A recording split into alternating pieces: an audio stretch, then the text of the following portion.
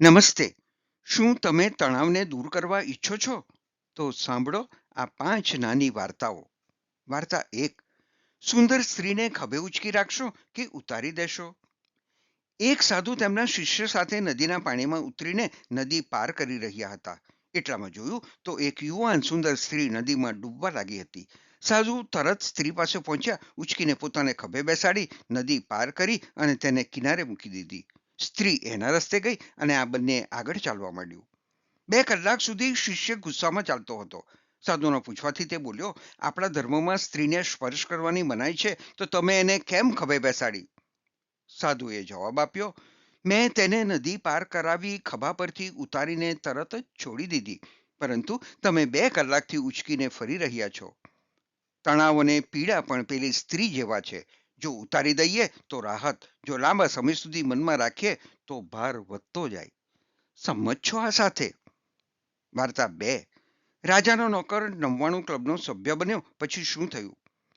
પોતાની પાસે બધું હોવા છતાં રાજા દુખી અને જેની પાસે કંઈ નથી તેવો તેમનો ગરીબ નોકર ખૂબ ખુશ અને સુખી.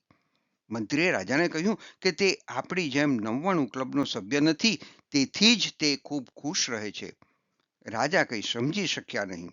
એટલે મંત્રીએ તેમને સમજાવવા નોકરની ઝૂંપડીની સામે રસ્તા પર 99 સોનાના સિક્કા ભરેલી એક થેલી મૂકી દીધી. પછી રાજા સાથે બંને એક ઝાડ પાછળ સંતાઈ ગયા અને તમાશો જોવા લાગ્યા. નોકર મહેલનું કામ પૂરું કરી તેની ઝૂંપડીની સામે પહોંચ્યો. જોયું તો રસ્તા પર થેલી. થેલી ખોલી અને સિક્કા ગણ્યા. સિક્કા 99 હતા. તેણે વિચાર્યું કે થેલીમાં તો કોઈએ 100 સિક્કા જ મૂક્યા હશે. તેણે આખી રાત એક સિક્કાની શોધમાં વિતાવી અને દુઃખી થઈ ગયો. તે 99 સિક્કાથી ખુશ ન હતો, પરંતુ એક ન હતો, તેથી તે ઉદાસ થઈ ગયો. મંત્રીએ સમજાવ્યું, હવે નોકર પણ આપણી જેમ 99 ક્લબનો સભ્ય બની ગયો. આપણી પાસે જે છે તેનાથી આપણે ખુશ નથી રહેતા, પરંતુ આપણી પાસે જે નથી એ વિચારીને દુઃખી થઈએ અને તણાવ શરૂ થાય છે. વાર્તા 3. તમારો તણાવ અને પાણીની બોટલ. તમે તમારા હાથને 90 ડિગ્રી પર સીધો રાખીને તે હાથમાં 1 લીટર પાણીની બોટલ પકડી રાખો. શું થશે? 10 મિનિટ પછી હાથમાં દુખાવો અને 20 મિનિટ પછી તીવ્ર દુખાવો થશે. 30 મિનિટ પછી કદાચ હાથ જૂઠો થઈ જશે અને બોટલ હાથમાંથી નીચે પડી જશે. અહીં વજન મહત્વનું નથી, પણ તમે કેટલો સમય બોટલ પકડી રાખો છો તે મહત્વનું. તમારી પીડા અને તણાવની તીવ્રતાનો નહીં, પરંતુ કેટલો સમય સુધી તમે વહન કરો છો એ મહત્વનું. પીડા સ્વીકારો અને પકડી રાખવાને બદલે જલ્દીથી છોડી દો. જરા થોભો. આગળ વધતા પહેલા વાર્તાઓ ગમતી હોય તો લાઈક અને સબસ્ક્રાઇબ જરૂર કરજો. વાર્તા 4. તણાવ સંતાયો રેતી કાકરામાં. એક ખાલી બરણીમાં આશરે બધું સમાઈ જાય એ પ્રમાણે થોડું પાણી, રેતી, કાકરા અને થોડા ટેનિસ બોલ એકઠા કરો. પછી ખાલી બરણીમાં પ્રથમ થોડું પાણી ભરો, પછી રેતી ઉમેરો, પછી કાકરા અને છેલ્લે ટેનિસ બોલ ઉમેરો. હવે જુઓ શું થાય છે. તમે બધા ટેનિસ બોલ બરણીમાં નાખી શકશો નહીં.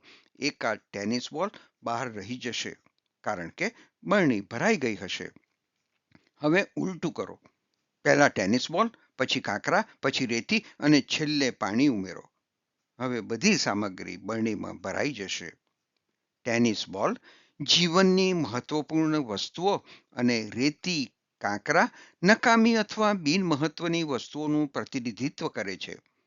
જીવનમાં નકામી બાબતોમાં સમય ગુમાવશો તો મહત્વની બાબતો માટે સમય રહેશે નહીં અને તણાવ વધતો જ જશે. મહત્વનું કામ પહેલા કરો. વાર્તા 5. શું તમે તમારી વ્યથા કે તણાવ બીજાને કહો છો ખરા? કંઈ ફાયદો થયો? એક સુથાર કામ પર જતા પહેલા પોતાના ઘર પાસે આવેલા ઝાડને આલિંગન કરતો. કામ પરથી આવ્યા પછી અને ઘરમાં પ્રવેશતા પહેલા તે ફરીથી ઝાડને આલિંગન આપતો. તેના મિત્રે તેને કારણ પૂછ્યું. તેણે જવાબ આપ્યો, હું ઘર અને પરિવારની તમામ વ્યથા અને તણાવને ઝાડ પર લટકાવું છું અને કામ પર જાઉં છું. કામની જગ્યા પર તેમને લઈ જતો નથી. જ્યારે પાછો આવું છું ત્યારે હું મારા કામ પરની તમામ વ્યથા અને તણાવ ફરીથી ઝાડ પર લટકાવું છું અને ઘરે તણાવ મુક્ત જાઉં છું.